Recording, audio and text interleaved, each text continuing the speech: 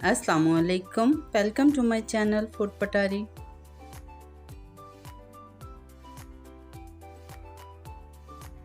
मैं आज बना रही हूँ आलू के कबाब यानी कि कटलेट्स।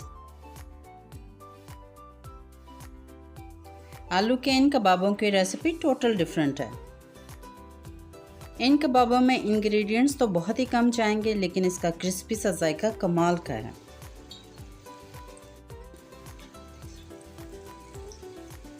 इस रेसिपी को बनाने के लिए हमें जस्ट आलू और प्याज और थोड़े से मसालों की ज़रूरत है।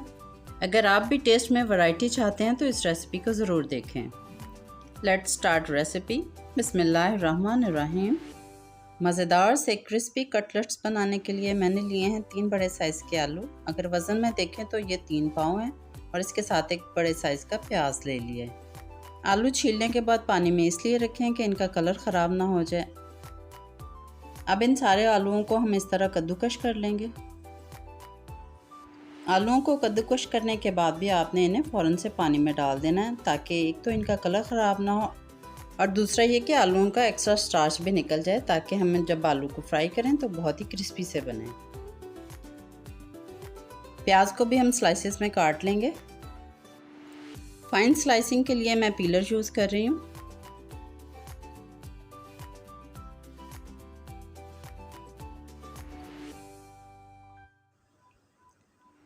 ये देखें प्याज की कटिंग कितनी बारीक हुई है।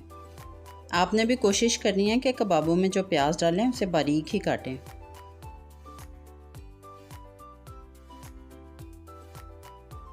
प्याज के स्लाइस बनाने के बाद आपने इन्हें इस तरह खोल लेना है। कद्दूकश किए हुए आलूओं में से हम पानी को निकाल देंगे। मेक श्योर कि पानी अच्छी तरह निकल जाए। अगर आलूओं में पानी रह गया तो रेसिपी डिस्टर्ब होगी। अब एक पैन में मैंने 4 से 5 टेबलस्पून कुकिंग ऑयल को गर्म कर लिया और जो आलू थे उन्हें इसमें डालकर 3 से 4 मिनट पका लूँगी। आलूओं के साथ जो हमने प्याज स्लाइस किया था वो भी डाल दूँगी और अब इन दोनों चीज़ों को बस 3 से 4 मिनट हमने पकाना है, ताकि इनमें अगर कोई नमी रह भी गई है तो वो खुश्क हो जाए।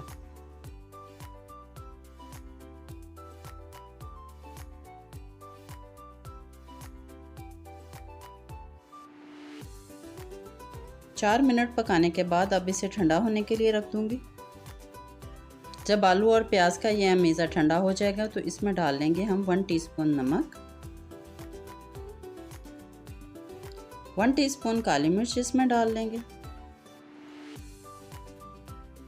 और अब मैं इसमें डालूंगी 1 टीस्पून ऑरिगेनो पाउडर,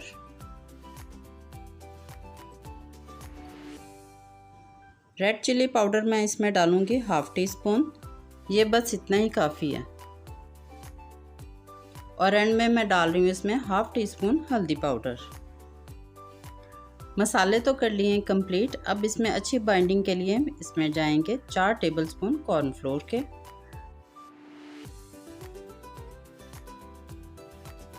इन सब चीज़ों को अच्छे से मिक्स कर लें। इसे मिक्स करने के लिए हमने पानी बिल्कुल इस्तेमाल नहीं करना। मटेरियल रेडी हो गया है। अब हाथों को ग्रीस करके इसकी टिक्कियाँ बना लेंगे। पहले आपने अमेज़े को अच्छी तरह इस तरह दबा लेना है और बाद में इसको इस तरह फैलाकर इसकी टिक्की की शेप बना लेनी है और कोशिश करनी है कि ज़रा पतली ही बने। इस तरह ये ज़्यादा क्रिस्पी फ्राई होंगी। टिक्कियों के किनारे ज़रा बुशी से ही होंगे, थोड़े बिखरे बिखरे से। ये ऐसे ही बनेंगे। 3 आलू और 1 प्याज से हमारी तैयार हो गई हैं 15 टिक्कियाँ। अब आखिरी स्टेप रह गया, वो है इन्हें फ्राई करने का। तो चलें इन्हें करते हैं फ्राई। इन टिक्कियों को हम करेंगे डीप फ्राई और डीप फ्राई करने के लिए मैंने पैन में तकरीबन 2 कप कुकिंग ऑयल को गर्म कर लिया है और अब इसमें इन टिक्कियों को शामिल करके फ्राई कर लूँगी। ऑयल को पहले आपने मीडियम फ्लेम पे गर्म कर लेना है और उसके बाद आपने स्लो फ्लेम पे इन टिक्कियों को फ्राई करना है।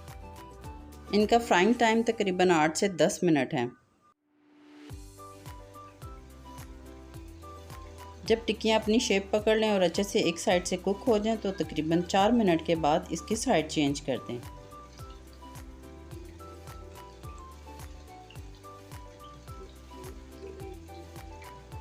साइड चेंज करने के बाद अच्छे क्रिस्पी होने तक इसे आप फ्राई करें। ज़बरदस्त बाइंडिंग और शेप के साथ हमारी टिक्कियाँ बिल्कुल तैयार हैं।